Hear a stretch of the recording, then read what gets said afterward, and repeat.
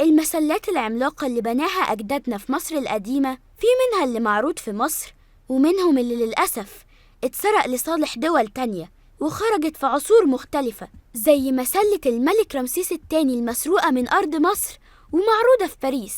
وفي كمان مسلة الملك تحتمس الثالث المسروقة من مصر ومعروضة في تركيا.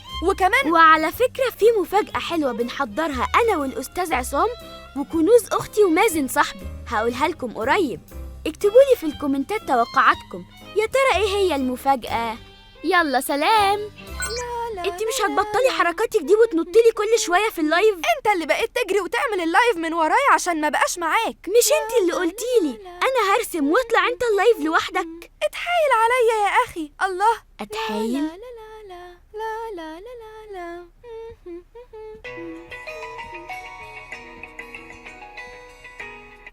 ألو. الو، الاستاذ يحيى معايا؟ أيوة أنا يحيى، مين حضرتك؟ انا مسؤول عن قناة عالمية هيبقى ليها شغل جديد في مصر، ومتابعين فيديوهاتك الرائعة على مواقع التواصل يا عبقري، وشايفين مدى تأثيرها القوي على الناس وخصوصا الأطفال، وعاوزين نقعد معاك يعني ضروري لو تكرمت ونشوف ممكن نتعاون ازاي مع بعض. الو، انت سامعني؟ العنوان فين؟ شرفتنا يا يحيى. قولي بقى، بتكسب كويس من حكاية اليوتيوب دي؟ بكسب؟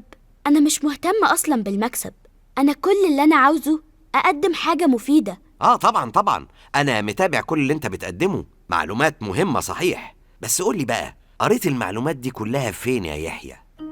كتب كتير طبعا، وبحضر كل المعلومات وأقراها كويس وبعدين أقولها في الفيديو. والله هايل. من كتر ما أنت مقنع وبتحكي حلو، تحس إن كل قصة بتحكيها كأنك شفتها بنفسك. هو حضرتك كنت عايزني في إيه؟ أنا كنت عاوزك في حاجة شبه اللي أنت بتعملها شوية. إحنا قناة عالمية وهيبقى لينا مقر في مصر، وأول حاجة هنبدأ بيها فيديو عن تاريخ مصر وأثرها. بس ده موجود منه كتير وسهل أي حد يعمله. إيه ده والله؟ لا، إحنا حاجة تانية، إحنا بنفكر بطريقة تانية خالص. هدفنا نوصل لجيلك والأجيال الأكبر منك، وعشان كده قلنا البداية هتكون بناس مشهورين زيك على السوشيال ميديا بالمحتوى الثقافي والتاريخي. مبروك يا يحيى، انت هتكون بطل الفيديو العالمي اللي بنحضر له. واو، بجد؟ بس خد بالك، الموضوع مش سهل زي ما انت فاكر. احنا عاوزين حاجة مختلفة، حاجة ما اتعملتش قبل كده. لازم تقدم لنا شيء مبهر مجنون، العقل ما يصدقهوش، واخد بالك؟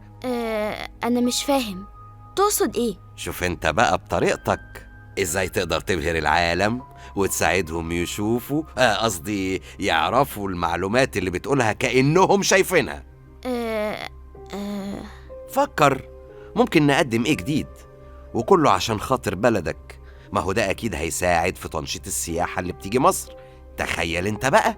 بس تنشيط السياحة بيكون بتصوير الأماكن التاريخية والسياحية والمدن الجديدة والإنجازات اللي في البلد. بس لو السياح دول شافوا الحضارة العظيمة دي وقت بناها في فيديو من فيديوهاتك وجم يشوفوها تاني في زماننا، متخيل هينبهروا ازاي وحجم السياحة هيزيد قد ايه؟ طب بلاش تنشيط السياحة. ايه رأيك لو كسبت ملايين الدولارات يا يحيى؟ أنا بابا وماما علموني إني ماخدش فلوس من حد معرفوش ولا أعرف مصدرها. بعد إذنك أنا لازم أمشي.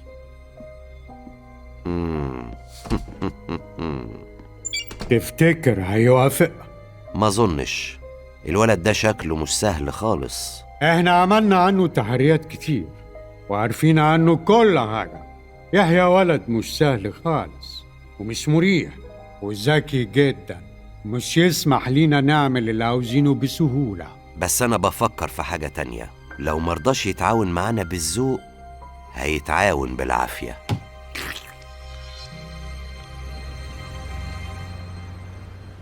ممكن صورة؟